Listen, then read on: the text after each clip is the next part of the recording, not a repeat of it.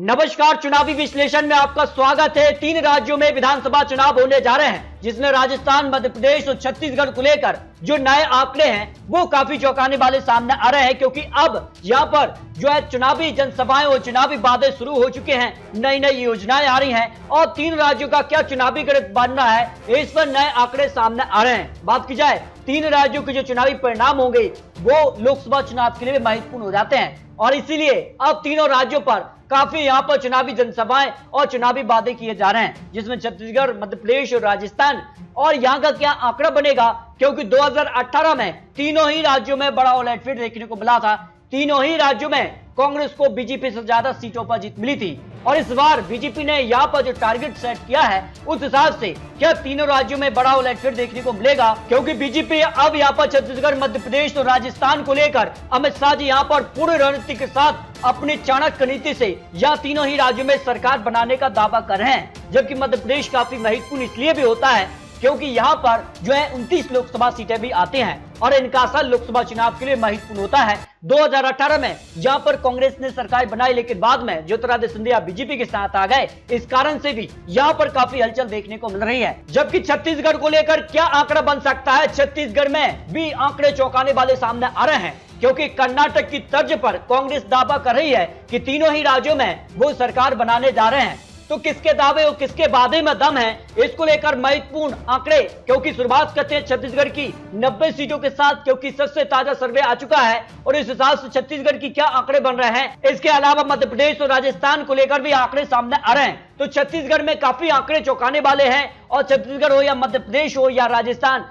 अब प्रधानमंत्री मोदी जी हो या फिर कांग्रेस की तरफ से राहुल गांधी, प्रियंका गांधी और मल्लिकार्जुन खड़गे भी अब चुनावी मैदान में उतर गए हैं। तो उतरने से किसको कितना फायदा होगा, बात की जाए तो पीएम पसंद यहाँ पर जो है कौन दिखाई देता है। नरेंद्र मोदी जी और राहुल गांधी के बीच अगर सीधी टक्कर देखी जाए तो यहाँ 62% लोग यहाँ पीएम के तौर पर यहाँ पर नरेंद्र मोदी जी को देखना चाहेंगे। राहुल गांधी को 20%, केजरीवाल को 6% लोग मानना है। लेकिन अगर बात की जाए तो राजस्थान और छत्तीसगढ़ में क्या कांग्रेस सरकार में फिर से वापसी कर पाएगी, इस पर भी कुछ महत्वपूर्ण आंकड़े सामने आ रहा है। या अगर बात की जाए छत्तीसगढ़ को लेकर सबसे बड़ा मुद्दा क्या बन सकता है, देखिए बेरोजगारी 30% मुद्दा बन सकता है, महंगाई यहाँ 26%, कमाई का मुद्दा भी यहाँ पर 10% लोग एक बड़ा मुद्दा यहाँ पर मान रहे हैं। इस तरह से अगर बात की जाए तो यहाँ पर छत्तीसगढ़ को लेकर यहाँ पर जो है 5 जिले और 14 सीटें, इनमें 3 रीजन में बांटा गया है, जिनमें अगर बात की जाए छत्तीसगढ़ में उत्तर छत्तीसगढ़ का जो रीजन उसमें 14 सीटें आती हैं। 2018 में 14 सीटों पर ही कांग्रेस ने जीत हासिल की थी और यहां पर बात की जाए तो कांग्रेस को एक बड़ी जीत छत्तीसगढ़ में 2018 में देखने को मिली थी, बीजेपी 16 सीट। इसके अलावा अगर बात की जाए तो छत्तीसगढ़ में 65 सीटों पर कांग्रेस ने जीत हासिल की थी।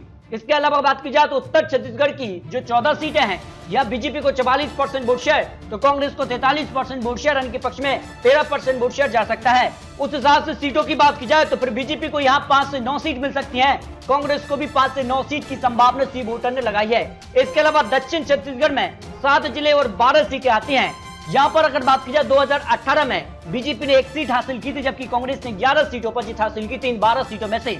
लेकिन इस बार के आंकड़े काफी चौंकाने वाले हैं, क्योंकि 2013 में भी कांग्रेस ने 12 में से 8 सीटों पर जीत हासिल की थी। लेकिन इस बार जो ओपिनियन पोल सामने आ रहा है उसमें दक्षिण छत्तीसगढ़ की 12 सीटों में बीजेपी को 37% वोट शेयर, कांग्रेस को 48% वोट शेयर, अन्य के पक्ष में 15% वोट शेयर जा सकता है। वही सीटों की बात की जाए तो बीजेपी को 2 से 6 सीट मिल सकती है, कांग्रेस को 6 से 10 सीट और अन्य के पक्ष में 0 से 1 सीट जा सकती है। इस तरह से अगर बात की जाए छत्तीसगढ़ का सबसे महत्वपूर्ण रीजन है मध्य छत्तीसगढ़, जिसमें 64 सीटें आती हैं और यहाँ पर अगर बात की जाए तो काफी मंत्री भी यहाँ से हैं सरकार में। और यहाँ के आंकड़े क्या बन रहे हैं, 64 सीटों की बात की जाए तो यहाँ पर बीजेपी को 41% वोट शेयर, कांग्रेस को 40% वोट शेयर, अन्य के पक्ष में 13% वोट शेयर जा सकता है। इस हिसाब से सीटों की बात की जाए तो फिर बीजेपी को यहाँ 25 से 29 सीट जा सकते हैं, कांग्रेस को 34 से 38 सीट, अन्य के पक्ष में 0 से 2 सीट जा सकती है। इस तरह से अगर बात की जाए छत्तीसगढ़ की 90 सीटों का फाइनल आंकड़ा, जो आंकड़ा सामने आ रहा है वो चौंकाने वाला सामने आ रहा है। 90 सीटों के आंकड़े में बीजेपी 35 से 41 सीट,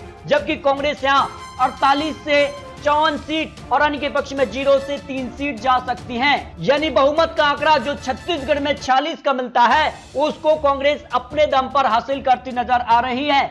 यानी सीधे तौर पर कांग्रेस यहाँ पर छत्तीसगढ़ में बढ़त बना रही है, लेकिन 2018 के मुकाबले बीजेपी की सीटों में इजाफा हो रहा है, क्योंकि अभी भी 2 महीने से ज्यादा का वक्त बचा है। क्या बीजेपी इस गैप को छत्तीसगढ़ में पूरा कर पाएगी, ये काफी महत्वपूर्ण हो जाता है। छत्तीसगढ़ के बाद राजस्थान की भी बात की जाए तो राजस्थान में भी बड़ा उलटफेर देखने को मिलता है। हर 5 साल में आज सत्ता बदल जाती है। उस हिसाब से राजस्थान का क्या सियासी गणित बन रहा है, क्योंकि राजस्थान में यहां पर जो आबादी उसमें हिंदू 88.5% है, जबकि मुस्लिम वोट बैंक यहां 9% आते हैं, जिसमें दलित 18%, आदिवासी 14% आते हैं। और यहां अगर बात की जाए तो अगड़े यहां 19% हैं, जिनमें ब्राह्मण 7%, राजपूत 6%, वैश्य 4% और अन्य यहां 2% आते हैं। इस तरह से अगर बात की जाए ओबीसी वर्ग में तो 40% आते हैं, जिसमें गुर्जर 5%, जाट वोट बैंक 10% है, माली 4% और अन्य यहाँ समुदाय 11% ओबीसी वर्ग से भी आता है। यानी राजस्थान का सियासी गणित ओबीसी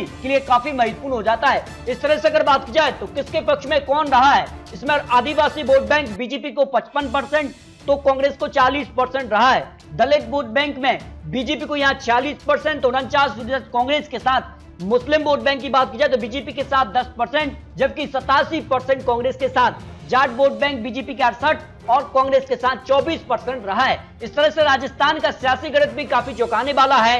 अब यहाँ पर जो है काफी बड़ी योजनाएं भी सामने आ रही हैं। क्या योजनाओं के दम पर कांग्रेस यहाँ फिर से वापसी कर पाएगी, या जो आंकड़े हैं वो किसके पक्ष में जाएंगे? अगर राजस्थान के कुछ पुराने आंकड़ों की भी बात की जाए तो राजस्थान में हर 5 साल में सत्ता बदल जाती है और 2018 में कांग्रेस की सरकार रही है, तो 2023 में क्या बीजेपी सरकार बनाएगी?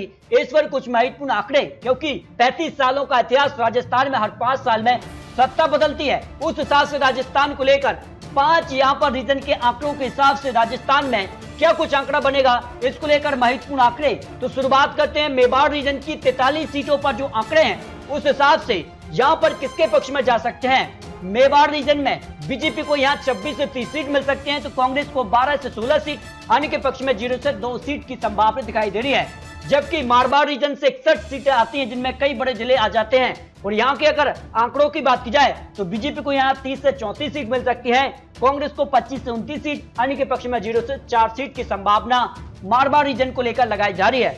जबकि हड़ौती रीजन से 17 सीटों पर अगर आंकड़ों की बात की जाए तो यहाँ बीजेपी को 9 से 13 सीटें मिल सकती हैं, कांग्रेस को 4 से 8 सीट, अन्य के पक्ष में 0 से 1 सीट जा सकती है।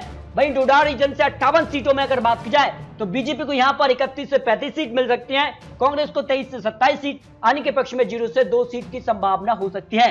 इस तरह से अगर बात की जाए शेखावाटी रीजन से भी 21 सीटें आती हैं और यहाँ पर बीजेपी को 8 से 12 सीट मिल सकती है, कांग्रेस को यहाँ 9 से 13 सीट, अन्य के पक्ष में 0 से 1 सीट जा सकती है। इस तरह से राजस्थान को लेकर 200 सीटों पर जो सी वोटर का सर्वे आ रहा है, उस हिसाब से बीजेपी को यहाँ 40% वोट शेयर जा सकता है, कांग्रेस से 41% और अन्य के पक्ष में 13% वोट शेयर जा सकता है। आपको बता दें कि इस बार महागठबंधन बना है, जिसका नाम इंडिया दिया गया है, और इस हिसाब से अगर अन्य का वोट शेयर कांग्रेस में मिल भी जाता है तो फिर क्या कुछ आंकड़ा बनेगा। फिलहाल सीटों की बात की जाए तो बीजेपी 109 से 119 सीटें राजस्थान में हासिल कर सकती है और कांग्रेस यहाँ 78 से 88 सीट, अन्य के पक्ष में 1 से 5 सीट जा सकती हैं। यानी सीधे तौर पर बीजेपी को राजस्थान में पूर्ण बहुमत सरकार के आंकड़े मिल रहे हैं, लेकिन आने वाले वक्त में यहाँ किस प्रकार की रणनीति होती है, किस प्रकार के चुनावी वादे होते हैं, उसके बाद काफी खलबली देखने को मिल सकती है। भाई मध्य प्रदेश की भी बात कर लेते हैं तो मध्य प्रदेश को लेकर भी सी वोटर का सर्वे सामने आ चुका है और उस हिसाब से यहाँ पर मध्य प्रदेश में किसका पलड़ा भारी नजर आ रहा है,